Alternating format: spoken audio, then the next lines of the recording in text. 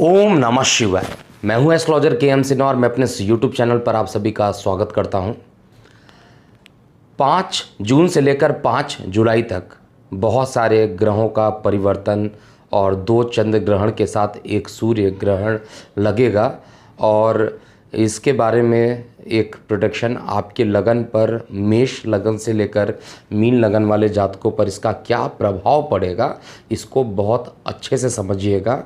क्योंकि इस समय जो राशि परिवर्तन होने वाला है, सबसे पहला राशि परिवर्तन 15 जून को सूर्य अपना राशि परिवर्तन करेगा। उसके बाद 18 जून को मंगल का राशि परिवर्तन होगा। 19 जून को बुध ग्रह वक्री हो जाएंगे और इसके अलावा जो 21 जून को सूर्य ग्रहण और 25 जून को शुक्र ग्रह मार्गी हो जाएंगे।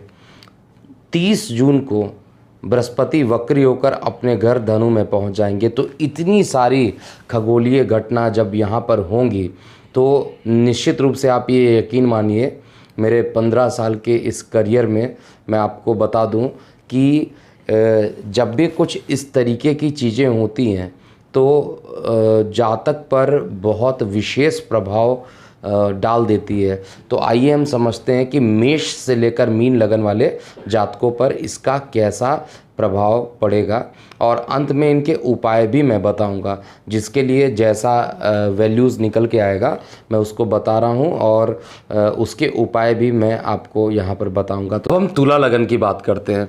देखिए, तुला लगन का जो लग्नेश है ऑलरेडी अष्टम में जा चुका है और अष्टम में ये ऑलरेडी वक्री है। तो मानसिक स्थितियां इस समय आपकी बिगड़ सकती हैं और अशांति होने के कारण, मतलब मन में अशांति होने के कारण आपको थोड़ा प्रॉब्लम से गुजरना पड़ेगा। साथ में सूर्य का अष्टम में बैठना इनकम के स्रोत को भी ये ग्रहण लगा रहा है, यानी इनकम के जो स्रोत हैं उसमें कुछ कमी देने के कारण आपका जो मन रहेगा वो चिंतित रहेगा यहाँ पर। लेकिन सूर्य जैसे ही अपना राशि परिवर्तन करेगा 14 जून को, जैसे ही ये राशि परिवर्तन करके आपके लगन से नवम स्थान पर जाएगा, वहाँ पर हालांकि सूर्य और राहु का संबंध होने के कारण सूर्य को ग्रहण लगने वाला है। सूर्य को ग्रहण लगेगा तो बड़े बुजुर्गों से कुछ वाद विवाद होने की संभावना भी ये बनाएगा और आपकी और तृतीय स्थान को जब ये देखेगा तो शरीर में कुछ आलस्य भी हो सकता है। तो इसलिए आपको यहाँ पर सूर्य को जल निश्चित रूप से चढ़ाइए। अगर आप सूर्य को जल चढ़ा रहे हैं तो आपको कोई सूर्य का नेगेटिव दोष यहाँ पर नहीं लगेगा। नहीं तो पिता के स्वास्थ्य में नोट कर लीजिए, प्रॉब्लम आएगी ही आएगी, जैसा कि मैं चेक कर पा रहा हूँ। और बुध, क्योंकि बुध अभी तो मार्गी चल रहे हैं लेकिन 19 जून से ये वक्री हो जाएंगे। तो जब यहाँ पर अपने घर में, क्योंकि भाग्येश है और व्ययेश का मालिक खुद अपने घर में बैठा हुआ है, पहले ये मार्गी चल रहा है, फिर वक्री होगा, फिर मार्गी होगा, तो बुध का यहाँ पर उपस्थित होना ये आपको गोचर में सपोर्ट कर रहा है। इसलिए आपको भी यहाँ पर चाहिए कि गणेश जी की आराधना कीजिए, क्योंकि गणेश जी ही आपको यहाँ पर हेल्प करने वाले हैं। कोई दूसरे प्लैनेट, इवन आपका लग्नेश जो है अभी आपको सपोर्ट नहीं कर रहा है, इसलिए गणेश जी की उपासना कीजिए, गणेश जी का बीज मंत्र कीजिए। ओम ब्रांग ब्रिंग ब्रोंग सा बुधाय नमा का 108 का जाप कीजिए, जिससे निगेटिव कम से कम कुछ ना हो। यहाँ पर पिता को ग्रहण लग रहा है, इसलिए पिता के स्वास्थ्य में और भाग्य में कुछ कमी देखने को यहाँ पर मिल सकती है। मंगल का जो राशि परिवर्तन होगा, हालांकि देखिए 19 तारीख को जैसे ही बुध वक्री होगा चीज़ें थोड़ी थोड़ी आपके लिए ठीक होने लगेंगी। स्थान परिवर्तन के योग भी हैं और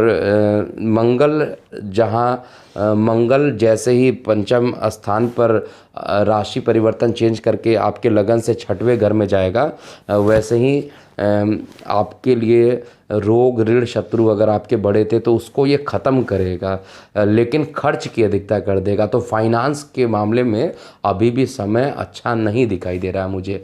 एटलीस्ट 5 जून से 5 जुलाई तक का जो मैं बता रहा हूँ, इसमें एक के बाद एक कुछ ना कुछ प्रॉब्लम उत्पन्न होते हुए मैं देख रहा हूँ। आपको बहुत ध्यान देकर यहाँ पर काम करना चाहिए। फाइनेंस को लेकर एकदम सतर्क रहिए। अगर आपके पास 100 रुपये है तो आप उतना ही खर्च कीजिए जितना ज़रूरत हो, क्योंकि ये पूरा एक मंथ फाइनेंस के लिए आपको परेशान कर देगा और पिता के स्वास्थ्य पे भी थोड़ी प्रॉब्लम देगा, शरीर में आलस से देगा। तो आपको कुल मिलाकर ये पूरा महीना जो दिख रहा है 5 जून केवल बुध के कारण पॉजिटिव बन सकता है। अदरवाइज़ कोई भी प्लैनेट यहाँ पर मुझे नहीं दिखाई दे रहा है जो कि आपको बहुत ज़्यादा सपोर्ट कर रहे। इवन आपका लग्नेश भी आपको अभी सपोर्ट नहीं करने जा रहा है। तृतीय स्थान पर 30 जून को जब गुरु का राशि परिवर्तन होगा और केतु के साथ ये चले जाएंगे तो पराक्रम में वृद्धि होगी, तब जाकर आपके अंदर कॉन्फिडेंस डेवलप होगा। उससे पहले कॉन्फिडेंस में डेवलप नहीं होते हुए मैं देख पा रहा हूँ। तो ओवरऑल मुझे प्रॉब्लम क्या दिखाई दे रही है यहाँ पे, मुझे सबसे बड़ा प्रॉब्लम आपके लग्नेश का अष्टम में होना, ये एक सबसे बड़ा प्रॉब्लम है। दूसरा, सूर्य के साथ इसने युति किया हुआ है, इसका मतलब कि वैवाहिक जीवन में ये प्रॉब्लम करने वाला है। दूसरा, सूर्य राहु का ग्रहण योग है, तो अगर आप कहीं पर छोटी मोटी यात्राएं करेंगे तो वहाँ पर जाकर आप फंस सकते हैं, वहाँ पर कुछ वाद विवाद हो सकता है। तो अगर यात्राएं बन रही हैं तो उन यात्राओं को अभी नहीं करना चाहिए, नहीं तो यात्राएं सफलपूर्वक नहीं हो पाएंगी, कुछ ना कुछ प्रॉब्लम आने लगेंगी। और शरीर में आलस से होना, तो सूर्य को जल दीजिए और बुध का बीज मंत्र कीजिए। ऐसा करने से मैं श्योर हूँ कि आपका टाइम जो 5 जून से 5 जुलाई है गोचर में, कम से कम आपके लिए ये पॉजिटिव एनर्जी देते हुए चलेगा।